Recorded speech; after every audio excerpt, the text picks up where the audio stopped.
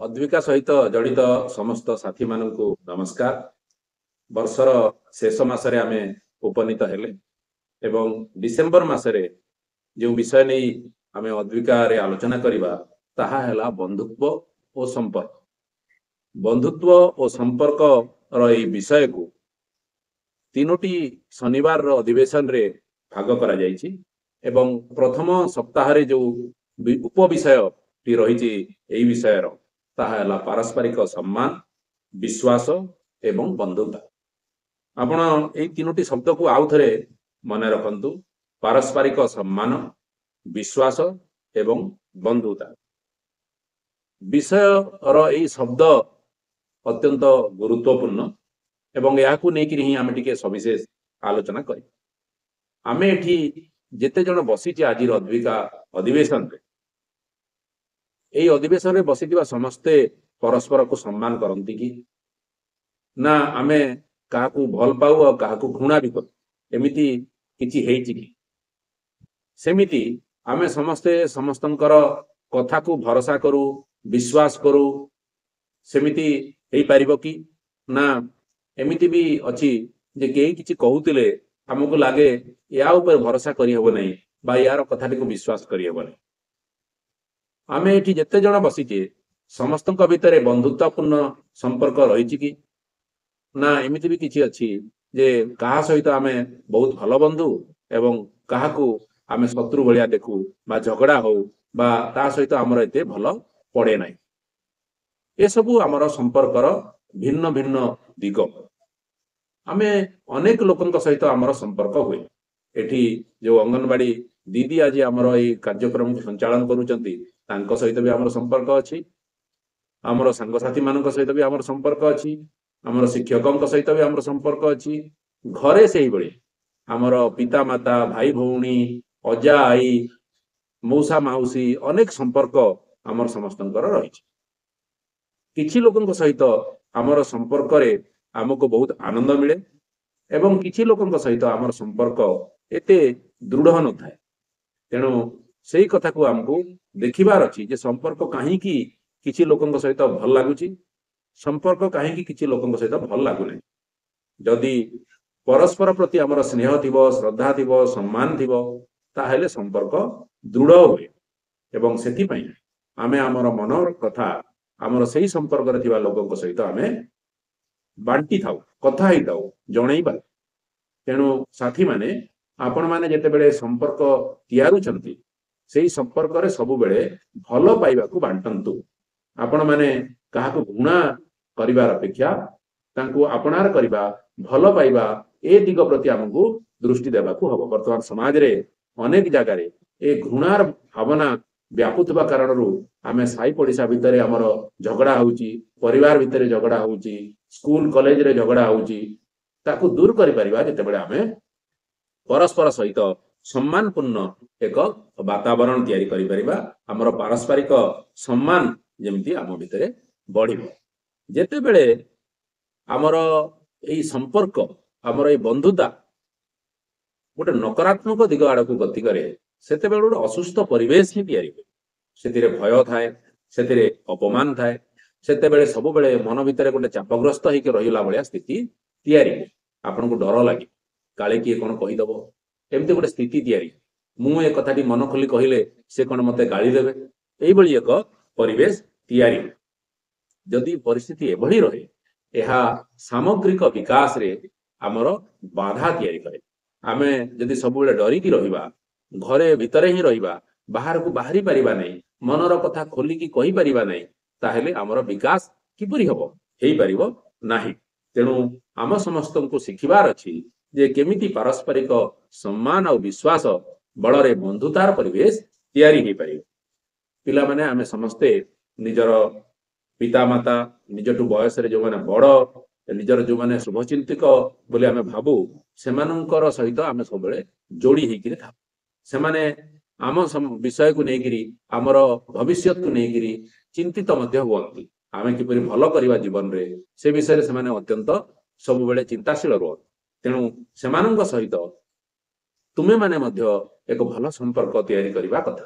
ମନର ସବୁ କଥାକୁ ଖୋଲି କହିବା କଥା, मनर भावना को तांको सहित व्यक्त करने कथा एवं गोटे पारस्परिक सम्मान भितर विश्वास जन्मेकिरी आमे गोटे संपर्कटा को तैयारी करबा कथा एहा हेले तमर मध्य तांको प्रति विश्वास हेबो एवं सेमानंकर मध्य तुम प्रति गोटे विश्वास वातावरण तैयारी हेबो। अनेक समय कौन हुए तमे कहीं बाहर को पढ़ाई जावाई चाहूब घर लोक तुम उपर यदि विश्वास करेंगे ना जे मो झीटी बाहर को पढ़ाई जीव बोली कहूँ कि पढ़ी जा बाहाना से आउ कौन कर से तुमको छाड़े ना तुम प्रति यदि गोटे विश्वास रम प्रति यदि से संपर्क भितर सम्मान रही से तुम कथार राजी हे एवं तमे बाहर को जापर पढ़ाई जापर एवं निजर गोटे दृढ़ जो भविष्य गठन कर आउ गोटे कथा आमे समस्ते मन रखा कथा जे जिते बड़े किशोर बयस आसे किशोरी बयस आसे युवावस्था आसे सेते बेले आमर मन भितर नूतन नूतन भावांतर सब हुए नूतन आग्रह तैयारी हुए से आग्रह भितर किछि नुआ करिबा मध्य शामिल थाए एवं नुआ नुआ बंधु तैयारी करिबार मध्य गोटे आग्रह मन भितर आसे एथिरे आकर्षण भी आसे पुओटीए झील प्रति आकर्षित हवा झीलटीए पुओ प्रति आकर्षित हवा गोटे साधारण घटना यही बयस किंतु यही जो आकर्षण हवा बा नुआ किछि करि देखैबा बा एक भिन्न प्रकार काम रुचि रखिबा मन भीतर जो उद्वेलन थाए मन भीतर जो उन्मादना थाए से विषय को मध्य आमे सतर्कतार सहित चिन्हट करिवार अछि एवं परिचालना करिवार अछि सबु कथा सबु समय रे करा जाय नहीं यदि उपयुक्त समय रे उपयुक्त निष्पत्ति आमे नेबा नहीं ताहेले हुए तो यह आमर भविष्य को प्रभावित करि पारे। उदाहरण स्वरूप आमर विवाह बयसर सीमा झील मानक पई 18 वर्ष रखा जाइछि एवं पुओ मानक पई 21 वर्ष रखा जाइछि सेही भली आमर जो पक्सो आईन अछि से आईन रे कहा जाइछि जे 18 वर्ष तळे थिबा कोनोसी झील बा पुओ सहित शारीरिक संपर्क रखिले बा हिंसा आचरण कले से ताहा बेआईन एवं ता पई दंडर प्रावधान अछि यदि मनर उन्मादना मन भितर थिबा भावना एवं आकर्षण फल आमे 18 वर्ष पूर्व एभली निष्पत्ति नेबा ताहेले एहा बेआईन हेबो एवं समग्र जीवन एहा द्वारा प्रभावित होइजिबो। आमे सठिक समय रे साथी चयन करिवार निष्पत्ति यदि न नेबा ताहेले एबे ठारू आमर जीवन प्रभावित होइजिबो एवं भविष्य पय आमे अनेक कष्ट को आदरि देबा। आमर किशोरी माने एठी अछंती आमर किशोर माने मध्ये एठी अछंती आईन रो एही सब दिग प्रति से माने सतर्क हेबा उचित एवं एहार जो परवर्ती प्रभाव जेमिति कि आमर अवांछित गर्भधारण हुए जेमिति कि HIV एड्स हुए ए सब आमर जेमिति प्रभावित आमे न हवा से दिग प्रति आमे सतर्क हवा एवं ताहा ही आम भितरे अधिक विश्वास और बंधुता को सुदृढ़ करी मन रखंतु जे आमे जते बेले परस्पर सहित बंधु हो केवल शारीरिक संपर्क रखिले जे बंधुता हुए से बिल्कुल नुहे परस्पर को सम्मानपूर्ण भाव में आमे कथबार्ता है परस्पर को सम्मान दे मध्य आमर बंधुता को रखिपारे एवं मन रखंतु जेते बेले कोनसी जगह आपण ना कहिबा पई चाहुचंती ताकू दृढ़ भाव में ना बोली कहंतु आपण कौन भाविबो मोर सांग कहिकरी ना बोली कहिबे नाही नीरव रहिबे एवं अपर पक्ष नीरवता को आपनकर सम्मति बोली यदि भाबी देबो ताहेले भूल हबो तेणु बेले बेले नीरवता को जो कंसेंट बा सम्मति बोली भी आमे धरि नौ ताहाकू मध्य हमकु विचार को नेबाकू हबो तेबे ना बोली भी दृढ़ भाव में कहबा एवं नीरव रहिबाटा को हां बोली भी आमे भाबिबा नाही तेणु ए दिग प्रति आमर किशोर किशोरी माने निश्चित भाव में दृष्टि देबे बोली मु अनुरोध करूची। एठी आ गोटे कथा हमको देखिबा हबो जे आमर भविष्य को आमे जते बेले आकलन करू सेते बेले पाठ पढ़िबा पाठ पढ़िकी आमे गोटे निजर सुदृढ़ भविष्य जो आमे रोजगार करि परिबा निज गोड़े निजे छिड़ा ही परिबा एवं सक्षम हवा निज निष्पत्ति निजे नहीं परिवार स्थिति को आसीबा सेही भली एक स्तर को पहुंचीबाटा आम पई प्राथमिकता हेबा उचित सेही भली हेले आमे हमर भविष्य जीवन पई निष्पत्ति नेबा सठिक हेई परिबो ता पूर्वरु जेते बेले आमे निष्पत्ति नहीं जाऊ एहा हमर शिक्षा हमर स्वास्थ्य हमर जीविका निर्वाह को प्रभावित करे बेले बेले एपरि हेइची जे आमे सठिक निष्पत्ति न नहीं परिबा कारणरू जेते बेले सब प्रभावित हुए सेते बेले घरे घरोई हिंसा हुए एवं हिंसार प्रभाव विशेष करी महिला किशोरी जे कि कम बयस विवाह करितांती बा जे कि कम बयस साथी चयन करितांती तांको ऊपर ही पड़े तेणु समस्ते आमे शिक्षा समाप्त करने उपरे निश्चय गुरुत्व देवा कथा एवं किपरि भाव स्वाधीन एवं आत्मनिर्भरशील हो पारिबा से दिगरे आमे समस्ते प्रयास करने कथा एवं अन्य को जितेबाला आमे सम्मान देकरी कथबार्ता हवा अन्य जिते शिखा आग्रह रखा अन्य को जितेबाला आमे बंधुतार परिसर भितर नौचु सेतेबेले आमे सम्मान आउ संपर्क को जोड़िकी देखुचु सेतेबेले आम भितर आउ एकाठी बसिबा एकाठी कथा हवा ए सबुरे किछि आउ असुविधा रहिबो नै। अद्विकार अधिवेशन रे उभय किशोर किशोरी माने गोटे जगार बसिकी कथा हो पारे एवं ए सब विषय रे चर्चा आलोचना करि पारे।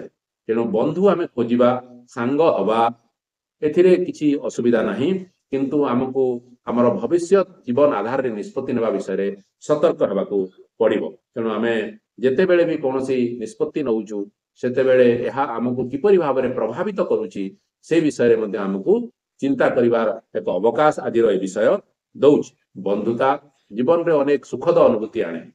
बंधुता आम जीवन रे एक नूतन दिगंत भी खोले।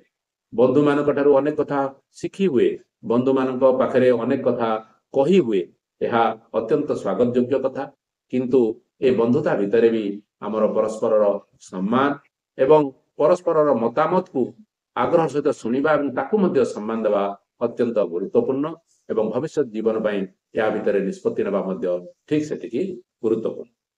तो साथी माने ए विषय को आपण माने निज जीवन रे निश्चय प्रयोग करिवे आउ सतर्क हेबे। यह एक विशेष जीवन कौशल निज जीवन रे यह प्रयोग करि परिबे निष्पत्ति नेबारे जेते आपण माने सक्षम हेबे सेते आपनकर जीवन सुगम हो। आर जी आलोचना को एठी रखिबा। नमस्कार।